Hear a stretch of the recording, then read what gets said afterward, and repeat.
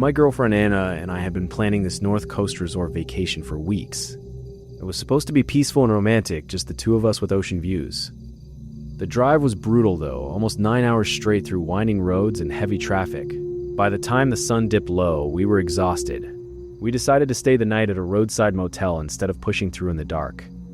It was nothing special, just a basic 2-story place with flickering neon signs and a small parking lot. We figured staying there for one night wouldn't be a big deal. We parked the car, checked in at the front desk, and got our room key. The room looked basic but clean enough.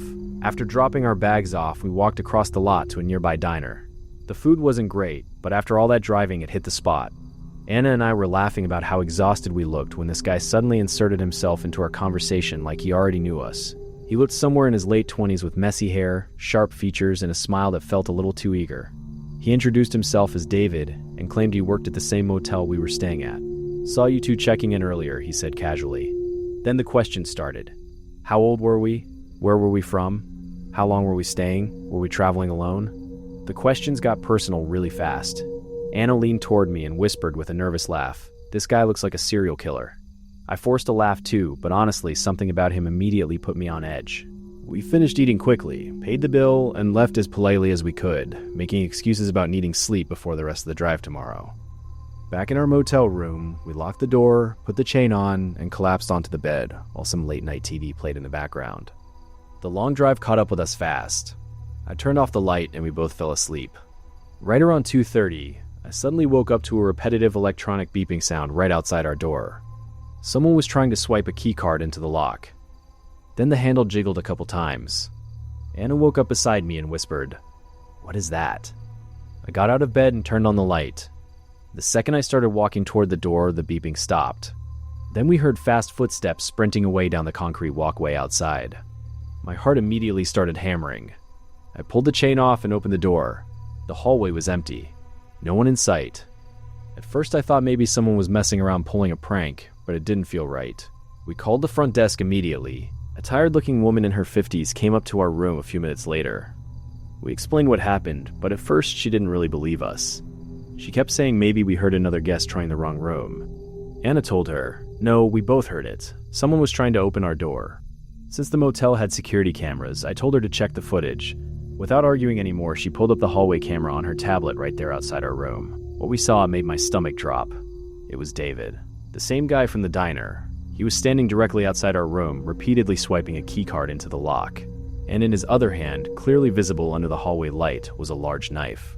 The second the door wouldn't open because of the chain, he turned and sprinted away. The clerk immediately went pale. She swore he didn't work there and said she had never seen him before in her life. Then she admitted that one of the employees had lost a master keycard a few days earlier. That's how he must have gotten it. The motel gave us another room on the second floor and apologized over and over, but none of it mattered anymore. Anna and I barely slept for the rest of the night. The second the sun came up, we packed our bags, got in the car, and left that motel for good. They gave us a full refund before we left, but honestly, we didn't care about the money. We drove the rest of the way to the resort and tried to enjoy the vacation, but that night still sticks with both of us. What scares me most is how normal that guy acted at the diner.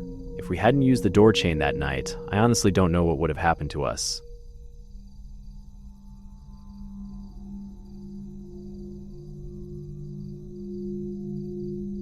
When I was 19, my dad and I went on a long drive for a business trip across a few states.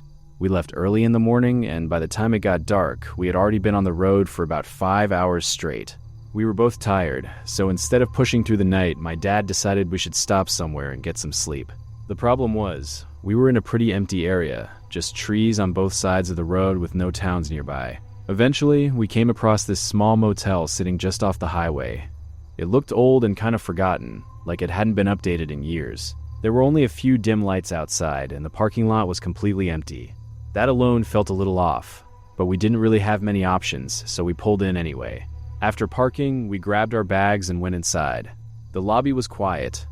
There was a man standing behind the front desk. He looked normal enough. Nothing really stood out about him. He barely said more than a few words while checking us in. The whole interaction felt quick and oddly quiet. He told us our room number and pointed down a hallway. We didn't think much of it at the time. The room itself was basic. 2 beds, a small TV, and that same kind of old smell you'd expect from a place like that. We locked the door, put our stuff down, and pretty quickly went to sleep. I remember waking up suddenly in the middle of the night. I didn't know why at first, but then I heard a knock. It wasn't loud, just a normal knock at the door. I checked my phone. It was around 3 a.m. My dad woke up too and looked at me for a second before getting out of bed. He walked over to the door and looked through the peephole. He stood there for a few seconds, then said quietly, "There's no one there." That should have been the end of it, but instead he unlocked the door and opened it anyway. The hallway outside was empty, but then my dad noticed something. The room next to ours had its door wide open. Inside there was a blue glow coming from a TV. It wasn't showing anything, just that blank blue screen you get when there's no signal. My dad stepped out into the hallway a bit, looking toward that room. He told me later that he could hear something faint at first. Not voices exactly, just unclear sounds, like something moving. Then there was a sudden banging noise from inside that open room. At that point, he decided to check it out. I stayed by our doorway, watching him walk over. He slowly stepped into the room and looked around. A few seconds passed. Then he called out to me, saying, "There's no one in here." I walked closer but didn't fully go inside. From where I stood, I could see the TV with that blue screen lighting up the room just enough to show that it was completely empty. But then my dad noticed something on the screen. There was a message displayed on it, so he walked closer to read it. It said, "Open the closet." Right after he read it, there was another loud bang. This time, it was clearly coming from inside the closet. That was the moment everything changed. My dad didn't try to open it. He didn't say anything else. He just backed away slowly and then quickly walked out of the room. We both went straight back into our room and locked the door. We just stood there for a few seconds, not saying anything. Then we heard it. Another bang. Not from next door this time. From the wall right beside us.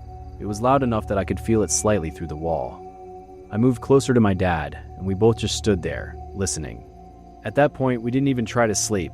We stayed awake, sitting on the edge of the beds, waiting for morning. After a while, my dad decided to go to the front desk. He told me to stay in the room while he went. When my dad came back, he looked confused more than anything else. He told me the man at the front desk said that the room next to us was vacant. No one had checked into it. That didn't make any sense. So the guy came back with my dad to check the room. This time I went too.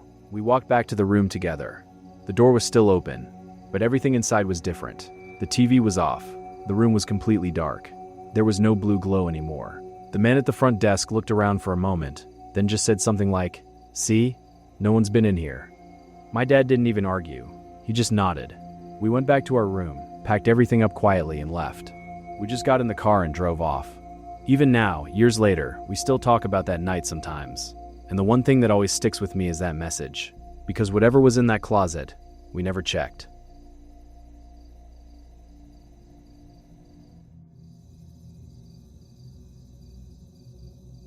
My old school friend Ryan and I have been obsessed with night photography and camping for years. We love chasing that perfect shot under the stars, especially when we can combine it with a bit of adventure.